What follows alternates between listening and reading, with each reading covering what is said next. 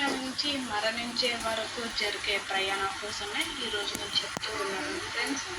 మనం పుట్టేటప్పుడు ఏమి తీసుకురా, వెళ్ళేటప్పుడు ఏమి తీసుకుపోదు, గౌరవం ఒకటే తీసుకుపోతాం. మన పుట్టినప్పుడు మనకి మనిషి జన్మ ఎత్తడానికి, చచ్చిపోయాక మనిషి జన్మ ఎత్తడానికి 7 జన్మలు ఎత్తాక మనిషి జన్మ వస్తుందట. ఎంత పుణ్యం చేస్తాం కానీ మనకు మనిషి జన్మ ఎత్తామంట ఫ్రెండ్స్. మనిషి జన్మ ఎత్తడానికి మనం ఎంత పుణ్యం చేసుకుంటుంది ఆ మనిషి జన్మ. ఈ కాలం బట్టి ఎవరు పుణ్యాలు చేస్తున్నారో వాళ్ళు కోపాలు చేస్తున్నారు. మన పుట్టిన నుంచి మరణించే వరకు జరిగే ప్రయాణమే మన బతుకు. మన బతుకు సాగుతుంది. ఒక అమ్మాయి పుట్టిన కాడి నుంచి చదువుకు పెరగడం అవన్నీ జరిగాక ఒక ఇంటికి కోడలి కింద వెళ్తుంది. ఆ ఇంటి పేరే అమ్మాయి చూసుకుంటుంది. అలా అనేసి ఇంకోటి ఏంటంటే మన మంచి చెడు, కష్టం, సుఖం, బాధ, దుఃఖం, నష్టాలు, లాభాలు, ప్రేమ, బంధం, సుఖ సంతోషాలు, ఇల్లు, వాకలి, నీరు, నిప్పు, గాలి, ఆహారం, ఇవన్నీ మన బతుకు ప్రయాణంలో ఉంటాయి. మనం జన్మించినప్పుడు మన జన్మ దేవుడే ఇస్తాడు. మన మరణం కూడా దేవుడే ఇస్తాడు. మనమే యంత్రంగా మనం చాలామంది తీసుకొచ్చుకుని ఎవరో అన్న మాటలకి, ఎవరో చేసిన పనికి ఆత్మహత్యలు చాలామంది చేసుకుంటారు.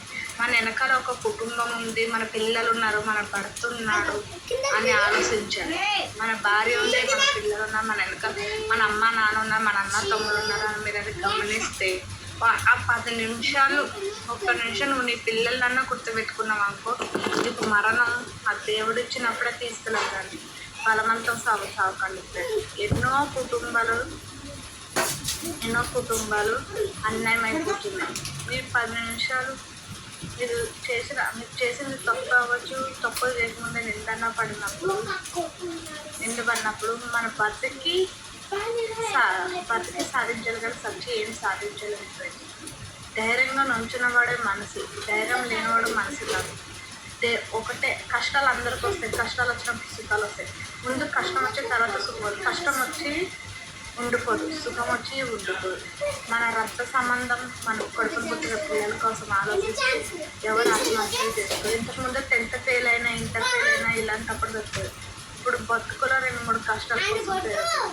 సీతమ్మ లాంటిది, ఆవిడకే కష్టాలు, సీతమ్మ తల్లికే కష్టాలు తప్పదు, ఎల్లమ్మ తల్లికే కష్టాలు తప్పదు. మనమెంత మానవ మాత్రం పురుగులతో సమానం వాళ్ళ దగ్గర. ఆ దేవుడు మనకు ముందు కష్టాలు పెట్టి తర్వాత సుఖాలు ఇస్తారు. అంతప్పుడు సుఖం ఉండాలంటూ ఉండదు, అంతప్పుడు కష్టం ఉంటే ఉండదు.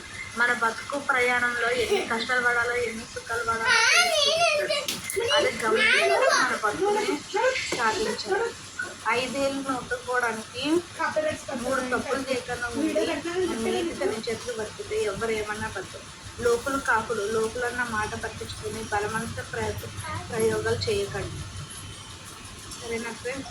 ఈ వీడియో నేను ఎందుకు తీస్తున్నానంటే ఆల్మోస్ట్ ఒక పక్కన జరిగింది. ఒక ఊర్లో, మా ఊర్లో కాదు, ఎవరో ఏదో అన్నారని అవన్నీ ఆత్మహత్య చేసుకున్నాడంట. ఆవిడ ఇప్పుడు ఎంతో బాధపడుతుంది. వాటర్ వచ్చారయ్యాక చేసేసి ఎప్పుడు మీరు ఇలాంటి ప్రయోగం మీ వెనకాల ఉన్న మీ భార్య పిల్లల కోసం, మీ భర్త కోసం ఆలోచించి ఆత్మహత్యలు చేసుకోకండి.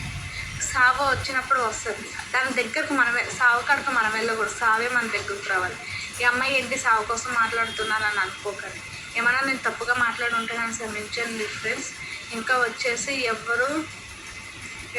ఎవరిని తీసుకెళ్ళరు. రూపాయి ఉంటేనే మనసు, రూపాయి లేకపోతే మనసు జరుగుతుంది. అది మాత్రం ముందు మీరు గమనించుకోరు.